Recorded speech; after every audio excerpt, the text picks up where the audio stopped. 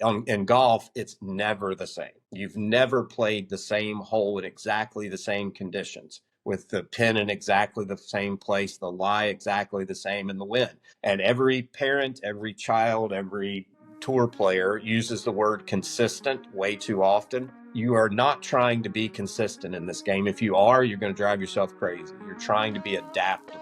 The best players are the most adaptable athletes. Welcome to The Golf Parent, where you get access to the best minds in junior golf. Today I'm joined by Jason Baile, the 2025 PGA National Teacher and Coach of the Year. We dive deep into the mental game, self-talk, and how to help your child build resilience on and off the course. If your junior golfer struggles with nerves, motivation, or pressure, this is the episode you've been waiting for. I'd like to thank today's sponsor, Tour Striker, trusted by the best coaches in the world and used by thousands of junior golfers to sharpen their skills. Whether it's the Smart Ball, the PlaneMate, or any of their elite training aids, Tour Striker helps golfers feel what great really is. And the best part? You get 15% off, even on sale items, just by using the code GOLFPARENT, all one word, all caps, at tourstriker.com. That's GOLFPARENT for 15% off at Tour Striker. And now, the episode. The 2025 PGA National Teacher and Coach of the Year, Jason Baile, is on the Golf Parent Podcast. Jason, welcome to the show. Thank you, Ryan. Appreciate you having me. How does that sound? How does that feel? Like, congratulations, by the way. Yeah, thank you very much. I don't get tired. I haven't gotten tired of hearing it yet. So it's quite an honor for your peers to think that much of your body of work over the years and put you in that position. So I'm very proud of it, for sure. Very proud of it for my home club here at Jupiter Hills as well. So for those that don't know, how does that process work? Is it a voting process? I guess you alluded to by your peers, like other coaches and fellow professionals vote you in? Like, how does that work? Yeah, so you're nominated by your section. There's 41 sections in the PGA. There's 31,000 basically eligible PGA professionals for national awards, and it's voted on by an awards committee of your peers it's made up of past winners of national awards. And anybody that's ever filled out a national award application, it's quite an intensive thing. It takes a while. It's probably over 12 pages, and you're documenting everything you've ever done in your career, every podcast you've been on, every article you've written, the players you've coached, things like that. So it takes a little while, and it's sometimes you get finished and you go, wow, I forgot I did all that. I was just going to ask you, like, what a unique opportunity to kind of take a look back on your career and kind of, oftentimes when you're so into it, it's hard to kind of stop and smell the roses and be like, I actually accomplished all this, or I did all this. What surprised you most about your career up until this point that maybe you had forgotten, or when you see it put down on paper, you're like, I'm actually pretty proud of myself? Well, I don't know if it surprised me, because it was just kind of part of the DNA I wanted to bring as a coach, was just the service back to the younger professionals and back to the PGA of America. I think to try to grow the game from a coaching standpoint, to help educate coaches. That was the part I was probably, after it all got put down on paper, the most proud of. That is a reputation that precedes you. When I was doing some digging before this episode, it kept coming up time and time again, how much you do give back to other professionals in mentoring them, helping them, bringing them up into the game, how generous you are with your time. There's no scarcity there. There's just nothing but abundance. And your peers obviously also recognize that. So yeah, congratulations. Thank you very much. I appreciate it. Okay, so you're the right guy then to have on the podcast, because you've got a body of work. You are working with not only the best of the best in the PGA Tour, Live Golf, every feeder tour out there, but also high-level juniors as well. Maybe let's start with what separates the best of the best on any of those levels from kind of the rest of the pack? From a coaching standpoint? From an observation, players, when you see like maybe let's break it down to, I mean, there's physical attributes that people can't really control. So yes, if you can be 6'8" and a power lifter and you can just crush the ball, sure, that's going to be potentially an advantage. But let's maybe look at the mental side of it. Let's start there. What separates the best on a mental side? And we're talking about players at this point. Players, right? Yeah, absolutely. Okay, so I think I've observed that the better juniors are very diligent about the simple things. They if they don't come by that naturally, then they're ready to be coached on it and they understand. I had a junior this morning, and we spent probably 45 minutes teaching him how to go through a checklist of just his simple fundamentals, ways to monitor that himself. We were using high-tech 3D to allow him to feel it with biofeedback, but we were putting in his action report on when he arrives at an event or when he goes to practice. What does that look like for him? So I think the really diligent juniors that understand that their golf swings don't change that often, but where the ball's placed or how their club face is aligned or how their body's tilted, that can change. And when that does change, it's like downloading a virus into their golf swing. And immediately every player wants to go to the big stuff. Oh, my club face must be here at the top. That doesn't change very often for anybody, but it does change the window that the ball comes out when things aren't right. And when that player sees that it's not coming out the right window or doesn't have the right shape, they immediately react to the swing when it was usually something pre-swing that caused that to happen. And so I think that, going back to the question, just making sure that those juniors that are very diligent and understand how important that is on a week in and week out basis, it's no different with players at the highest level. And so those players are really good. The players that understand that there's the zoo, okay, which is the range with your alignment sticks where you're very safe. And then there's the jungle where you go play. I And love that. players that can move from the zoo to the jungle. All right. Trevor Reagan, that's a video out of his learning lab stuff that I've really attached myself to. The tiger that's in the zoo is very safe, and he doesn't have to protect his cubs, and he doesn't have to find shelter, and he's always going to be fed. He's still a tiger.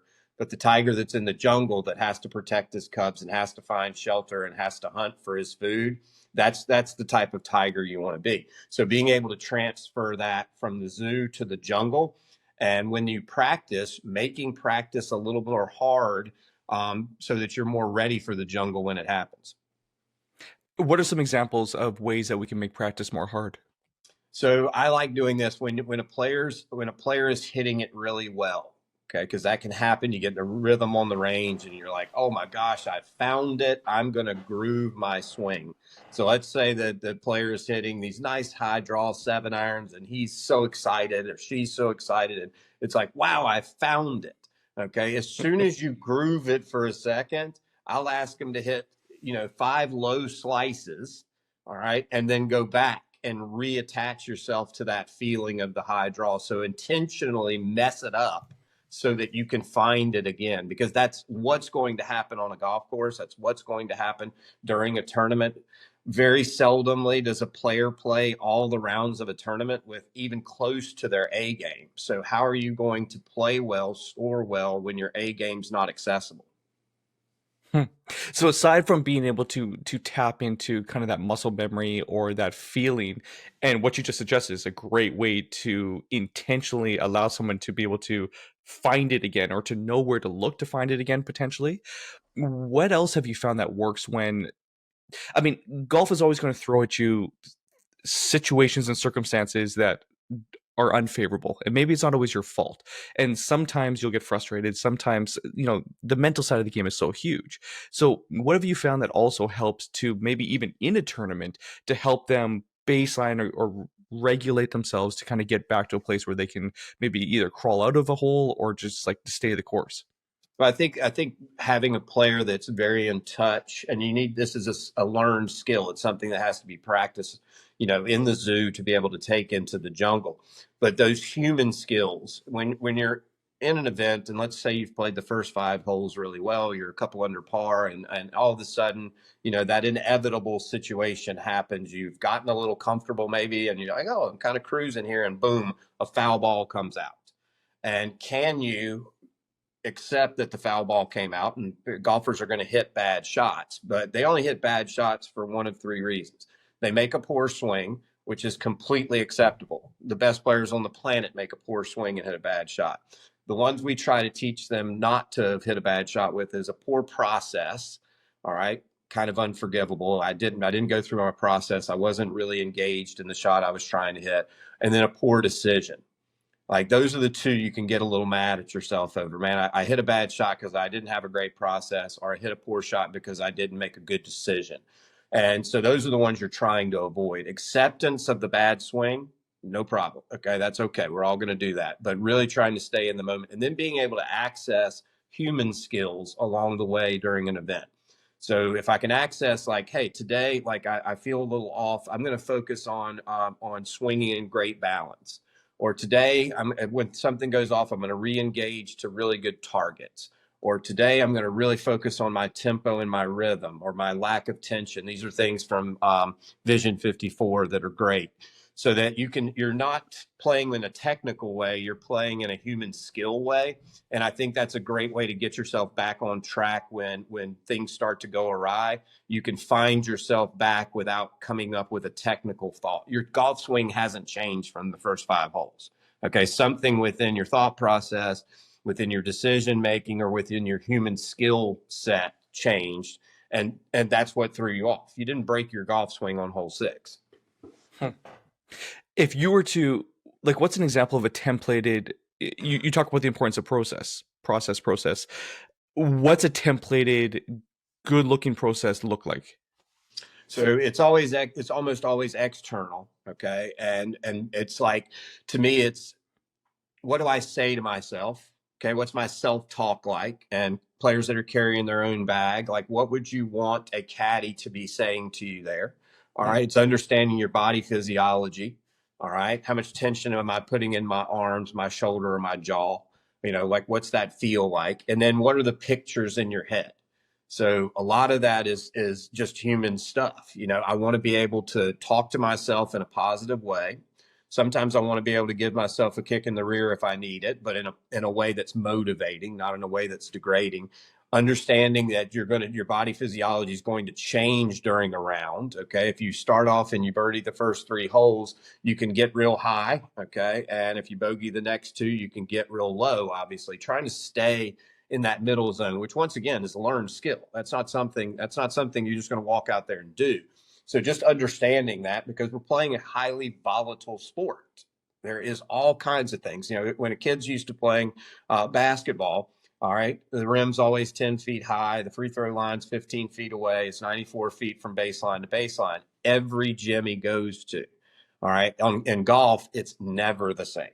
You've never played the same hole in exactly the same conditions, with the pin in exactly the same place, the lie exactly the same, and the wind. And every parent, every child, every tour player uses the word consistent way too often. You are not trying to be consistent in this game. If you are, you're going to drive yourself crazy. You're trying to be adaptable. The best players are the most adaptable athletes. So what I'm hearing then is, because there's so many variables that are outside of your control, to try and be consistent or to try and control those variables, it's futile. It's not going to work. But what you can be is consistent in your attitude. And one of the key aspects of your attitude would be, it sounds like, be positive with your self-talk, and then be adaptable with the situation. Am I hearing that correct? Yeah, and then the self-talk goes to, what are you telling yourself about your golf game every single day? That's once again a learned skill. If you're the kid that goes, I just can't, man, I'd win 3 more times if I could just putt. Okay, if you say that to yourself every day, I've never met a good putter who didn't tell you he was a good putter. All right. I mean, every good person, I put the eyes out of it. I get the opportunity to work with Brad Faxon almost every day, and he's a really good pal of mine. Like, I was sitting in the locker room with Brad, and I first started hanging out together, and it was just us, and we were just sitting there talking to another guy, and I bumped him on the shoulder, and I said, Brad, you were one of the best putters of all time. And he looked at me real quickly, and he goes, one of? Like, he didn't even like one of the best, but the best putter of all time. And I think that's the type of self-talk. All right. You can't tell Brad that he's not a good putter. He's going to tell you he's the best putter of all time. And I think that's so awesome. So if a kid isn't talking to himself, that doesn't mean you have to outwardly be cocky about it, but you certainly need to be inwardly cocky about it. Okay, so if I was going to purchase the Jason Baile Hypnosis Self-Awareness, Self-Affirmation, Play Your Best Golf tape, what would be 3 things I would be hearing you tell me that I should be ingraining in my own self-talk? I would encourage a player to identify what their superpower is. Mm. Okay, so like that'd be the first thing. Like I would get just working with Lucas really early on. I told him what I perceived as his superpower, and he actually uses that back to me now. Say, yeah, I have to do this because I have to use because so I can use my superpower better. All right, so whatever, and embracing that part of it doesn't mean. So if you're a great putter or you're a great driver of the golf ball, or you're very mentally tough, if you want to call it that. Not really sure I ascribe to mentally tough. I don't know what that means really, but you have you have a great attitude about practice or whatever you identify your superpower is. While you're trying to shore up other parts of your game, be really comfortable with your superpower. You know, Superman's the man of steel, right? And Spider-Man has his webs, and Batman has his bat utility belt. Like find your superpower and embrace that. Okay, so that's going to bring you up. So that would be one thing first and foremost. All right, then the second thing for me would be that I'm not going to let outside influences change the player that I am.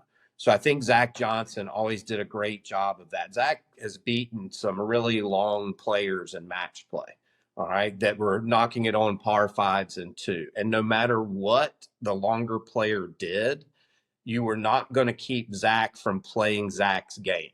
Zach was just going to wedge it really close. So while you were busting drives by him, you could not make Zach change who Zach was. And I always loved that about his game, is that it's never going to be. I'm talking about a guy who's won a couple of major championships, and he's not the longest player out there. His superpowers, his wedges and his putter, and getting the ball in play. And no matter what someone else was doing, you couldn't make Zach not be Zach. And I think just human nature, especially with kids, they're looking down the range and they're going, Billy bombs it. I wish I could bomb it like Billy, or this kid chips it, putts it like crazy. They're always looking, and tour players are no different. They're looking at the players that are doing something different. It's probably why I have a job. If my players play good, somebody else calls me, But I think part of the coaching element is getting players to understand who they are and being the best version of themselves each and every day. Is good enough in a lot of cases to be a really good player. Yeah, really well said. I like that. Finding your superpower and knowing that you can always kind of rely on that. So then what happens, what was coming up for me is I'm thinking about Rory, and his superpower is obviously is driving. And if his driving is off, then, what do you do when your superpower is not your superpower in that round? How do we not panic? Well, if your superpower is not your superpower in that round, that doesn't mean it's gone forever. Okay. You've misplaced it for some holes or something. Okay. So when that occurs, that's why you're working on the other stuff, is that, okay, I don't have my A game with my superpower. What else can I do today to get myself back to the range, to put myself back together? What can I do during that time?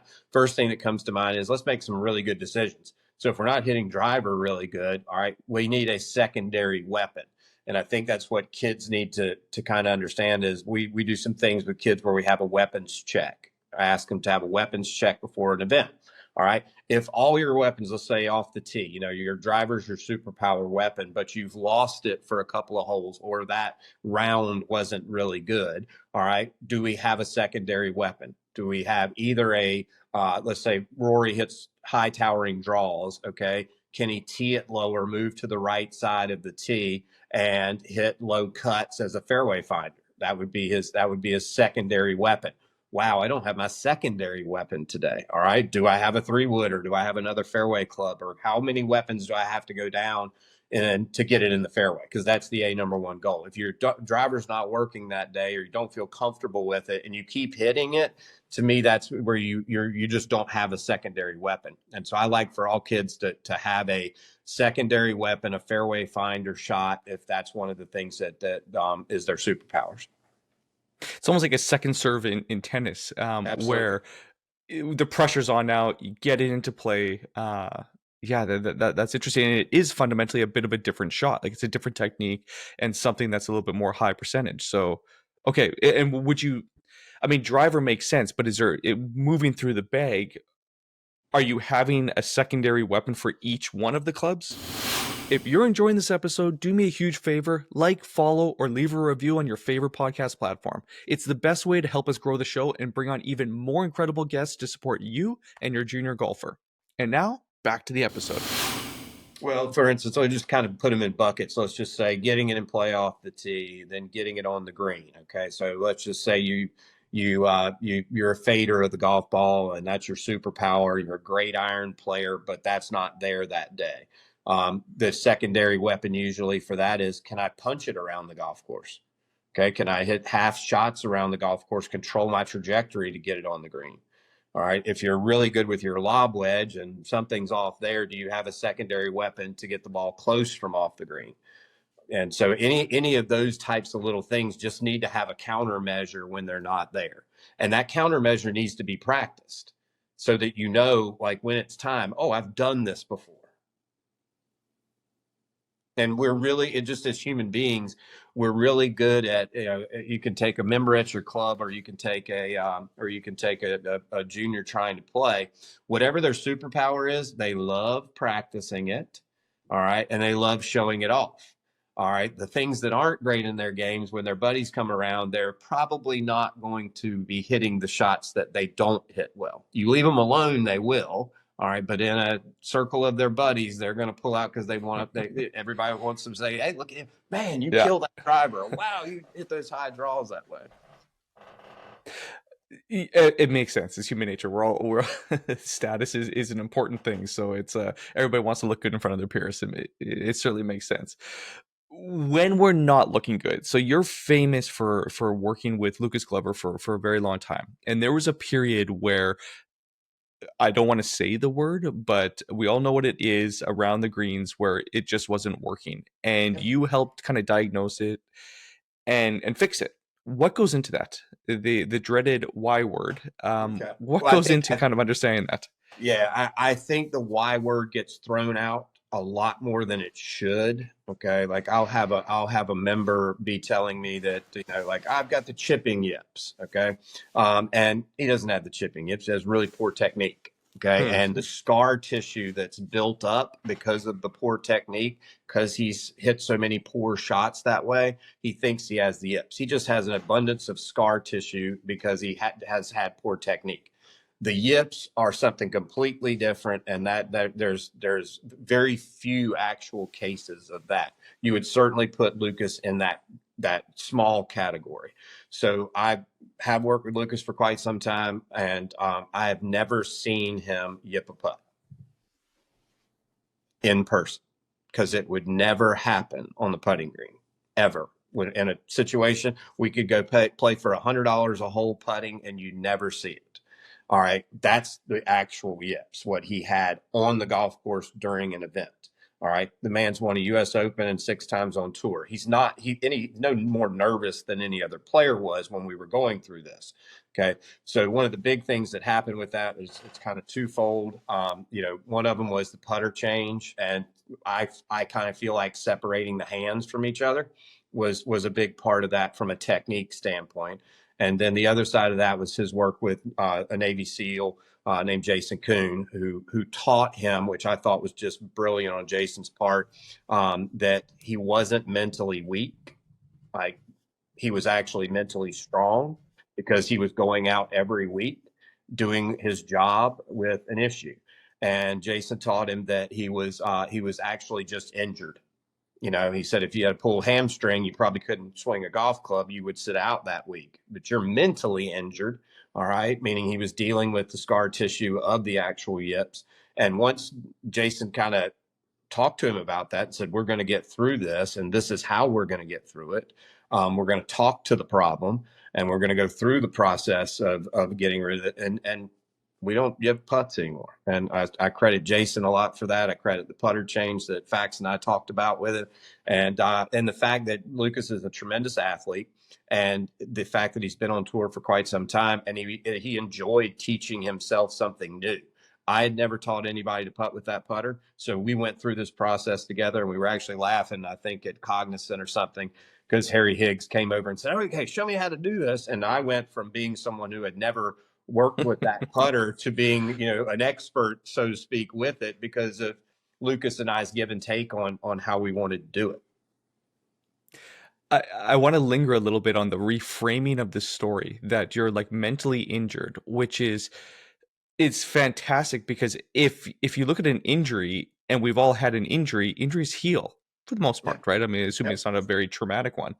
And that kind of changes and flips the script from being like, I am this person that can't putt, or I am this person that like as a part of your identity, like it's almost permanent, to being like, oh, cool, I got a pulled hamstring. It's Yeah. I just got to heal it up a little bit, rest, do a little rehab, and it'll be better than ever. Exactly. What a wonderful way to tackle any part of the golf game or any part of life, to kind of reframe it in your mind or in your kid's mind. Yep. Yep. Absolutely. And I I would say if any kid said they had the yips, they have no chance of having the yips. There's something going on there from a performance standpoint, a technique standpoint. It's not the yips. So to say a kid has that, I would you'd have to show me that one. But Lucas, one of the big things was, and this is the worst thing he could have done, but it seemed like the right thing to him. He would hit 1,000 3-footers. Okay, in practice. I'll beat this way. I will outwork it. Okay. Well, he was never going to yip one of those 1,000 3-footers. And that actually is the worst thing. The repetition of the same thing over and over and over again is one of the worst things for the yips. So, like, once again, he was doing that in the zoo, right? On the putting green at Bears Club or here at Jupiter Hills, over and over and over again. Well, that's the zoo. It's not the jungle. We were going to have to beat the yips in the jungle. Okay, so our junior golfer now is moving from the zoo to the jungle. What tips would you give any junior golfers that are working with you on how best to handle tournament pressure, the ups and downs of the round, tournament prep, just basically going out for those important tournaments and how best to perform? Yeah, so we've got so much technology nowadays to prepare for events. One of we'll just use one that I support, like Swing U is a stat keeping process where you can go in and actually look at the golf course you're getting ready to play and basically put in a game plan and a strategy before you ever play it. You can Google Earth it just simply. Okay. But when you can go on there and basically, let's say we're measuring, some of decades type stuff where we're measuring from hazard to hazard or from out of bounds to hazard, or where are the places that my dispersion with my driver is going to allow me to hit driver. All right. And then where are the places where I might want to lay back, and you kind of sketch out, okay, it's driver off 1 and 2. 3 is a fairway finder of some sort, and you're kind of just pre-mapping the round before you ever see the golf course. Then you go to a practice round, and during the practice round, you're practicing seeing if your strategy and your game plan actually matches on the golf course. Most of the time it will. And then you might go, well, you know what? That bunker's a little closer than I thought, or I don't like the look of that, or the wind comes here primarily. So I'm going to change a little bit of that. And then once you've kind of got your strategy for it, all right, I'm going to go home, and the night before the tournament, I'm going to mentally run through the round with every club I'm going to hit, every strategy, where am I coming in from, that type of thing. And then the first round, I'm running the playbook. I've already played this round several times in my head. I've already mapped it out. Okay, come hell or high water, I'm going to stick to my strategy and I'm going to play. And then after the round, going back through and replaying the round again. Where were the mistakes? What could I do better? How am I going to reframe the situation for the next day? Because golf is volatile and completely volatile at a young age. Okay. When you're not, I know PGA Tour players that sometimes are not as focused or mentally aware of things as they should be, let alone kids. I mean, it's, you and I can go to work and not be completely zoned in, and we know what we're supposed to do. So I think just allowing the maturation process of every player, giving them a framework, and then allowing them to work through that framework, especially given their superpowers, I think is a great way to kind of grow and learn. That's fantastic advice, is to go into it fully prepared. I remember hearing, I want to say it was Arnold or one of the old greats where it was every shot that they were hitting on the driving range before was Yeah. literally every shot that was going to be happening. And then at night, you're just thinking it through over, just that mental rehearsal over and over again. We have so much technology now that we can actually help create that strategy as well. And then fitting your superpower into that. That makes a lot of sense. You briefly touched on the volatility of golf and the volatility of even junior golfers as they're growing and developing in the game. What advice would you give to golf parents that maybe don't fully understand the game, but they know that their kid has a passion for it and they want to do their best to support them to kind of understand what's happening with kids in junior golf? Okay, so I'll start with I'm a parent, okay, and I have three daughters. My oldest daughter at 25 just asked for golf clubs. So my kids are not golfers. They have every opportunity to be, but I've never pushed them into it. Okay. They played other sports, which is actually cool for me because I get to go be a dad and not the golf coach kind of guy. So, but I've always put it there for them if they ever want it. Okay. And I think as a parent in general, this is Jason's version of being a good parent.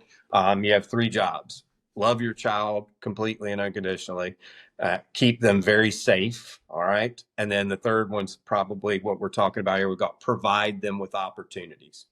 All right. So if you are a golf parent and you're not deep into the game or a big player yourself or whatever, and you're providing, and even if you are deeply into the game, if you're providing your child with the opportunity, it is up to the child what they decide to do with the opportunity. It is not up to the parent. And I think that's where we go off the road of maybe not being the best golf parent is when you're trying to force them into the habits you think they should have before they even know what development of good habits is like.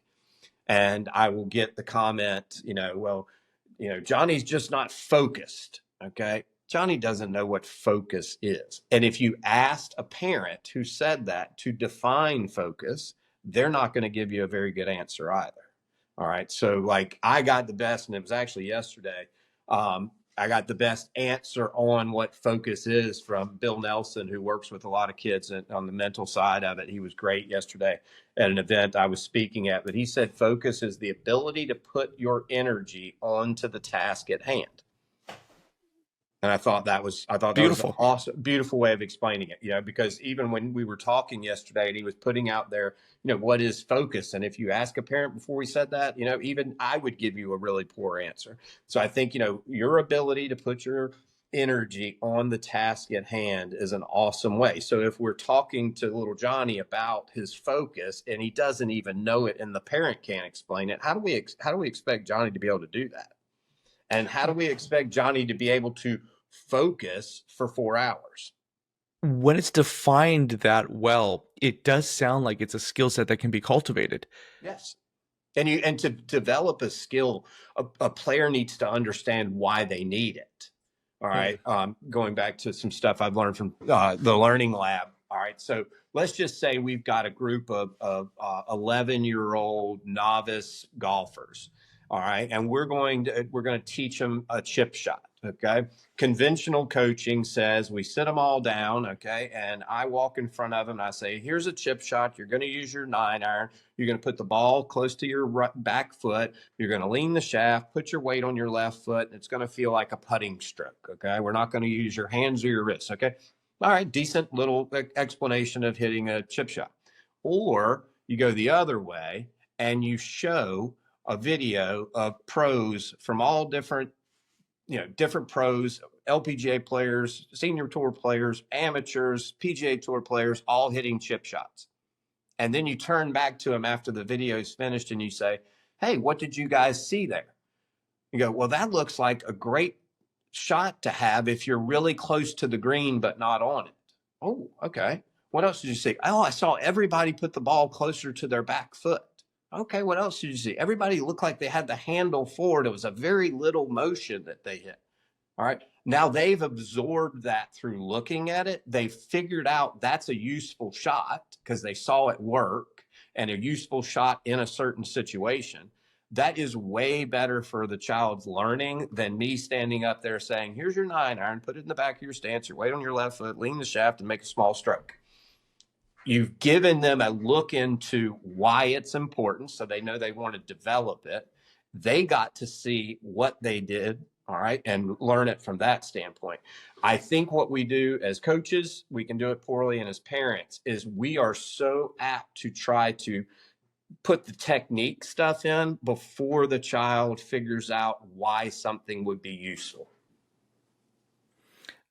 Yeah, I mean, it's changing the paradigm a little bit in parenting, because it's so easy to almost take the I almost want to say the easy way out, but it's almost like top down dictatorship, where it's just like, the old way of just, well, because I said so, like do this because I said so, as opposed to kind of explain it out to be like, well, this is why. And it certainly takes that little bit more intention and energy and presence as a parent to be like, I'm going to think it through as to why I'm asking this child to learn the skill set or to do anything, so that they can understand it. Now it's a slippery slope, because the child can be like, why? I have a toddler right now, so I'm thinking toddler mindset right now. Yeah, so Bud Cawley, who I coach, and we were actually standing on the range this week at Memorial, and Cooper, his 4-year-old's kind of like, getting into golf. He wants to hit golf balls all the time. Okay. And Drew Page from Scotty Cameron was standing there, and we were all talking about this. And Drew wants his daughter to get into golf and things like that. And Bud said, I just can't get him to do this. And I was like, don't try to get him to do that. Okay. And don't try so hard to get them to do something when they're young. All right. Because they're ignited. So if you want your child to be excited about golf, ignite them about golf. Let the fire burn. Let them do it. If you can get his left hand on top and his right hand on the bottom, that's all you need to do. All right. And get him to stand on the correct side of the ball. All right. That's it. Let them ignite. When the flame burns so brightly to them that they figure out they want to do something, that's when they'll ask you or a coach for help. Like, I've gotten as far as I can get. Now I need help. They'll ask. Until they really ask, let them ignite. Just let the flame keep burning. All right. And as long as the flame's burning, you're doing your job. You're providing your child with opportunities. Like Bud can't walk in the door before Cooper wants to go hit golf balls. Let's go hit golf balls. Let's go hit golf balls. He's ignited. That's all you need to do at this point. When that flame is burning so bright that he goes, I can't get it in the air high enough. All right. Then he'll ask for something, and then you give the morsel of instruction that allows him to get it higher. And once that happens, I can't do something else. They'll ask you for it because now they want to do it for themselves. Yeah, so well said. There's some parents here right now that have older kids, and they at one point had that ignited fire and that passion for the game, and maybe it's waning a little bit. And in your experience, can passion be reignited? What's usually the reason? Like, I mean, what can a parent right now that's trying to reignite that passion without turning the child off from the sport? What's your experience with that? Well, two ways to kind of come at that. Number one, and I say this to a lot of developing juniors, which I think is a great segue into what we're talking about, is if you ask, we'll call it a 16-year-old kid who wants to go play in college, this is his deal, he's really in. If you say to him, all right, Ryan, when do you think you should be playing the best golf of your life? At what age would you be when you're going to play the best golf you're ever going to play? If you asked me that when I was a young player, all right, I would have said probably around 32 to 36. Okay, because that's when Davis Love and Freddie Couples and Greg Norman and the guys that I grew up, Nick Price, the guys that I watched playing at the highest level, that's how old they were when they were doing it. All right. That's kind of gone away now. There's the hot young players on tour who are playing really great golf and winning major championships at a much younger age than my generation of watching players play. But if you can kind of frame it that way, they'll still say younger. Okay. So somebody will say 21. And I said, so you're going to peak as a junior in college. That's as good as you're ever going to be. I thought you wanted to play the tour. I thought you wanted to do this. And that kind of reframes it again. It's like, okay, hold on, the best golf of my life. And then they'll change it to 25, 26, somewhere in there. All right. If he's 16 and we decide, yeah, I'm going to play the best golf of my life at 26, you go, we got 10 years to keep learning and keep growing until you play the best golf. Can we focus on just getting a little bit better every day until we're 26? Okay.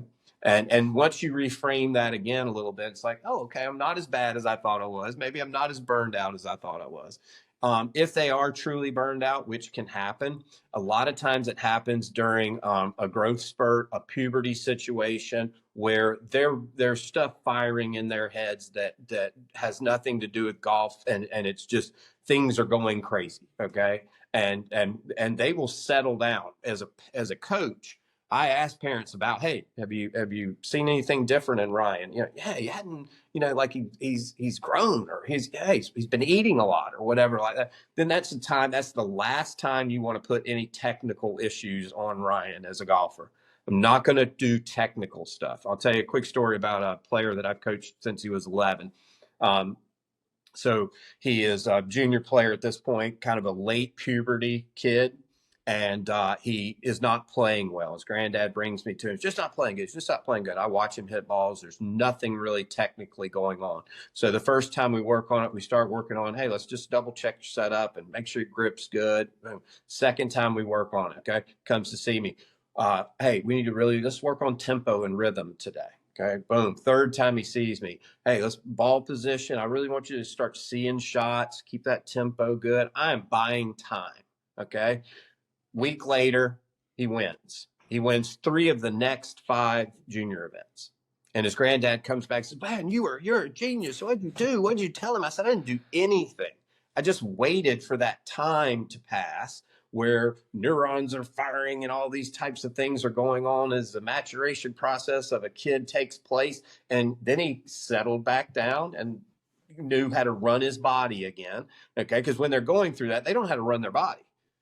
And they have to settle back in. And now, I'm comfortable running my body again as this new human being. And now I'm ready to go again. So you have to monitor that constantly with juniors because they are changing constantly. That's what growing up is all about. And so you're buying your time. Is there also, I guess, like what would be a mental playbook that during those times of volatility, as we've talked about quite a bit in this episode, but like what would be a mental playbook that we could be working on, or other aspects that would be helping the junior downstream in the golf game that maybe has nothing to do with the technical side of golf?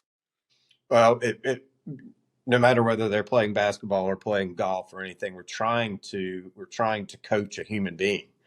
We're trying to put together a great human being. And I think sometimes the golf stuff gets so locked up in that it's golf, or technique, or you got to practice better, or you need to focus more, or whatever. Why don't most of the skills of being a great human being are also the skills to be a great golfer. And I think if we took some of the lessons as parents that we'd like to instill in our children, it's okay to struggle. All right. Struggling is part of growing. Struggling is absolutely necessary for growth. So if we can reframe struggling, or I'm playing poorly, or I'm in a slump, as this is necessary. If we don't do this, we don't get better. It's how we handle that. I think that's a big part. We are in a society, in an age right now where we label a lot of things, okay, and we don't want any struggle. And struggle is absolutely necessary. And the minute we try to remove the struggle, we stunt the growth. And how we embrace the struggle of being a golfer and being a human being is hugely important for growing good golfers and good human beings. So I think just being able to talk about the struggle, being able to talk about the slump, being able to talk about the burnout, and then reframe it into something that's positive, that's also a learning lesson to being a good human. Man, I love that so much. And I do think that that's a message that needs to be broadcast in this day and age. I'm going to ask you one more time here. I'm fascinated by how to foster that kind of grit mindset and that ability to handle the ups and downs and the struggle. And you shared a great tip, which is like when they're grooving in that beautiful shot on the in the zoo, that you change it up and you force them to have to do something completely different so that they can refine it. Do you have any other ways that you would suggest that we can help encourage a skill set to be able to handle struggle, or to be able to have that little bit more of a grit mentality, like when you're in the zoo or in a controlled setting? How do we make stronger kids? Yeah. So number one, I'd say in golf's chaotic. Let's embrace the chaos. Okay, let's be the players that embrace the chaos this week right now at Memorial. It's raining and it's cold. I was just up there. I mean, like whoever wins this golf tournament this week is going to embrace that chaos and going to say, well, I probably got a third of the field beat because they're complaining. All right. And they don't like their rain suit or whatever. And so like being the player that embraces the chaos, the greens are bumpy. Okay. They're bumpy for everybody. Embrace the fact that you just beat a third of the field because they're going to complain about the greens being bumpy. All right. And anything that's going on, the pins were in the wrong spot. It was so windy out there. The greens were too slow. They were too fast. The fairways were wet, whatever. Now, can you practice chaotic situations in a practice situation? So, the kid I was just talking about that won 3 out of the 5 times, I would make him when he was a kid and he hated it. All right, I would do chipping contests with him, and I'd have my lob wedge, and I'd make him use his 8-iron, and I would intentionally, when I won a hole, hit a shot over a bunker. And in the beginning, he would just bitch and moan about, man, it's not fair. It's not fair. Well, so you got to win a hole so you can pick the next shot. But this is the shot I'm picking. Well, I want my lob wedge. I was like, why don't you practice solving a problem? Why don't you use your imagination? All right. You're in a tough spot. I've got the club and you don't. All right. Why not use your imagination, use your problem solving skills to figure out a way to beat me anyway? Trying to ignite that grit, trying to not ignite that imagination. Kids, this is the problem. The TrackMan and all the cool things we have right now, they're all great tools. I'm not downing that. But when we put those things in there, we're robbing a child of their imaginative skills, which the best players on the earth have great imaginations. And we want to create situations where they have to imagine, how can I pull this off?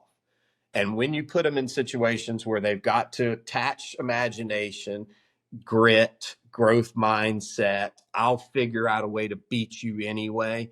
All right. That's when you're just the environment you put them in has to ignite that. You can't ignite that in a kid. You can't say you got to be tougher. You got to get grit. They don't know what that means. The environment will pull that out of them. And if it doesn't, explain to them, hey, this is a place to practice your, Bill used a great term yesterday. It's called like the mind gym. All right. I thought that was a great description of it. Like, let's go to the mind gym. All right. We go to the gym to build our body. Can we go to the gym to build our mind? All right. And those circumstances and those situations are when you can build your mind. Love that. Jason, if a parent wanted to imagine an environment where they can get into your ecosystem to work with you, to get their junior to work with you, what's the best way for people to find you, to kind of learn more about some of the insights that you have, and just in general get into your ecosystem? They can social media. Jason Baile PGA is probably the best way. My social media person usually answers that, or they can email here at the club at jbaile at jupiterhillsclub.org, and my assistant will get back in touch with them. Jason, so much value here. Any last kind of parting wisdom or insights that you want to share? If you got the ear of junior parents around the world, anything that you want to leave them with? Yeah. Stop talking about bad rounds on the car ride home. It's not the right time to talk about the bad round, especially if you bring it up. All right. So if your child doesn't play well on the ride home, first and foremost, when they walk off the 18th green and they're pouty and they don't feel good, all right, put your arm around them and tell them how much you enjoyed watching them play. I really enjoyed watching you be out here. What a great day. What a great golf course. I know you didn't play very well, but as a parent, I enjoyed being here with you. Okay. And on the ride home, talk about everything but their round of golf. Let them decompress. When they're ready to talk about it, all right, when they're ready to talk about it, be a good listener. Don't try to solve their problems. Ask them questions when it's time. Say, okay, if we had to do this round or this tournament over again, what would you do differently? Would you prepare differently? All right. Would you think differently? Would you walk differently? Would you talk more? Would you smile more? All right. Those are the things. Ask them the questions. Do not give them the answers. I don't care how good a player you are. If they ask you, hey, dad, mom, if you were in that situation, what would you have done? Then you can give them an answer. But you're not letting them grow when you tell them everything. Let them discover it. That's part of growth as a human and as a player, is we've got to go through those struggling times and learn how to handle them. But as a parent, we all want to jump in and solve every problem. The other last thing I would say is, if you are a parent and you are carrying your child's golf bag to a golf lesson or to the range, stop immediately. If you are setting up alignment sticks for them or pulling out a TrackMan and setting it up for them, stop immediately. All right. Let that child carry his own golf bag or her golf bag. Let them set up their practice stations. All right. If you are a parent and you have a lesson with me and you carry your child's golf bag, immediately we put the golf bag back on the cart. We go back to the cart and the child carries the bag over. Okay. As parents, we want to do everything for our kids, but we can't do those types of things. It's their golf bag. It's their responsibility. Very, very well said. What a wonderful way to end it. I know it won't get, it'll never get tiresome to hear this. 2025 National Teacher and Coach of the Year, Jason Baile, thank you for spending your time with us today. Thanks, Ryan. This is a great service to the game that you're doing. Thanks for tuning in. As a fellow golf parent, I know how much this journey matters. If this podcast helped you even 1%, please consider following and reviewing it. It's the #1 way to grow the community and keep bringing you elite insights week after week. And while you're here, check out the show description for exclusive discounts from our sponsors, handpicked to help your junior golfer train smarter and play better.